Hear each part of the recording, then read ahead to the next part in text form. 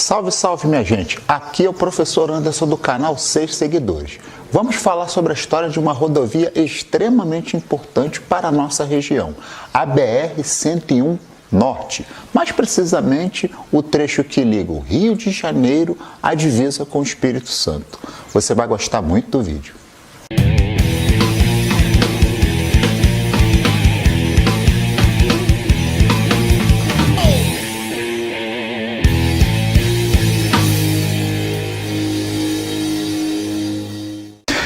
Basicamente, quando foi pensada a BR-101 Norte, pensou-se numa ligação do Rio com a Bahia pelo litoral. Já existe a Rio-Bahia por Minas Gerais. Alô, galera da Terra Plana.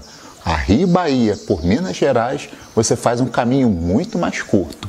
Mas o trecho Rio-Bahia pelo litoral, no caso via BR-101, facilitaria muito o acesso do morador do Rio de Janeiro ao estado da Bahia, passando por regiões turísticas de grande importância, como região dos Lagos, Norte Fluminense e mesmo o litoral do Espírito Santo.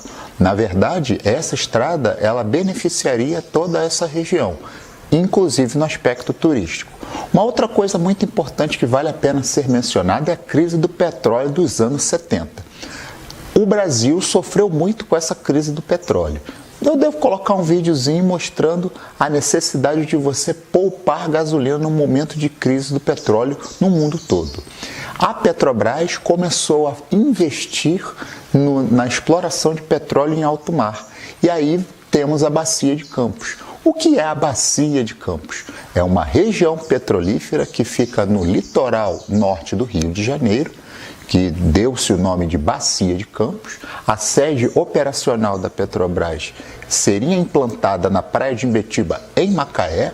A obra começou em 1977 e terminou aproximadamente no ano de 79. E você aproveitou essa região e a BR-101 seria extremamente importante para melhorar essa comunicação das regiões produtoras da Bacia de Campos com a região metropolitana do Rio de Janeiro. A ligação Niterói-Campos existia pela RJ-106, a rodovia Amaral Peixoto. Só que é um caminho extremamente sinuoso que passa por dentro de muitas cidades. A BR-101 Rio-Bahia, passando por fora, faria esse trajeto em muito menos tempo e passando por menos perímetros urbanos. Neste mesmo período, nós tivemos a abertura da Ponte Rio-Niterói, que começou em 1969 e a obra terminou em 1974.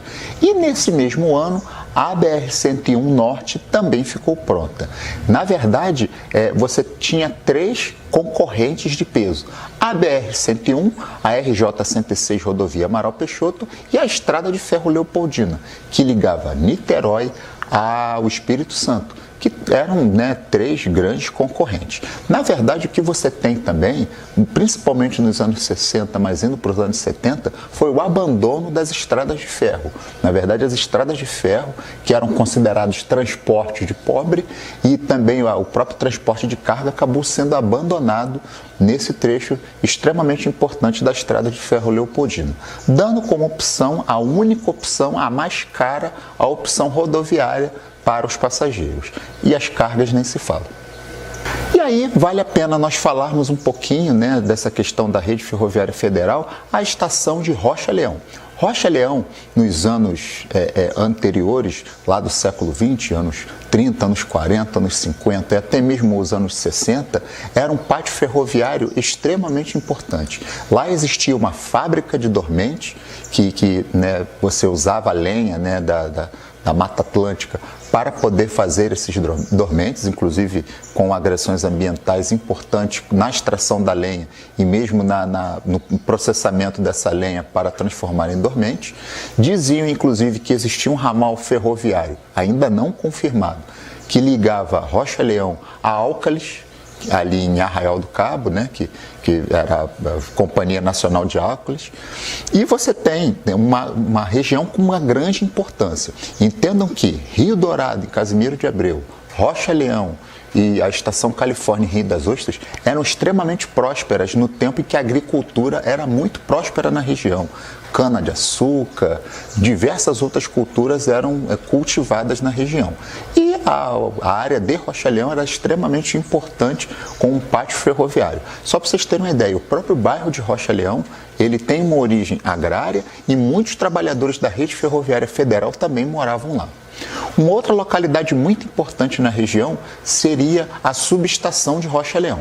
Na verdade, ela foi construída em 1974 também pelas Centrais Elétricas Fluminenses para fortalecer o abastecimento de energia em Cabo Frio, Barra de São João, Casimiro. Entendiam-se que essa subestação era extremamente importante para diminuir, um grande problema que era a questão da distribuição de energia elétrica. Hoje, a subestação de Rocha Leão é administrada por Furnas Centrais Elétricas, que é uma empresa do grupo Eletrobras. Pelo amor de Deus, não deixa privatizar a Eletrobras. Se privatizar, sua tarifa vai aumentar.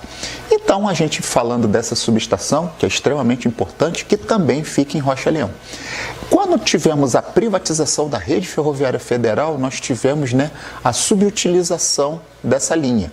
E justamente nesse período estava sendo alinhado a criação de uma reserva biológica. O que seria a reserva biológica? É um local onde você tem dificuldade de acesso do ser humano e você tenta preservar espécies vegetais, espécies animais, e você, na verdade, cria uma proteção. Mesmo com a privatização da rede ferroviária federal, conseguiu-se implantar a Reserva Biológica União, que inclusive tem traços de ocupação quilombola dentro da reserva. Infelizmente, hoje está interditado devido a péssimas condições de uso, de visitação. Mas vale a pena todo professor da região, assim que reabrir a visitação, conhecer a Reserva Biológica União. Dizem que é um passeio muito bom. Então você tem a Reserva Biológica União, inclusive você vai lembrar do mico-leão dourado, que é muito encontrado aqui na nossa região e que a Reserva Biológica União também ajuda a proteger esse patrimônio natural tão importante para a nossa região. Estava ameaçado de extinção, mas graças a essas e outras iniciativas melhorou bastante. Uma outra coisa muito importante que vale ser mencionada, que a BR-101 ela passou por dentro de várias fazendas e vários proprietários rurais deixaram com que a obra acontecesse pelo governo federal.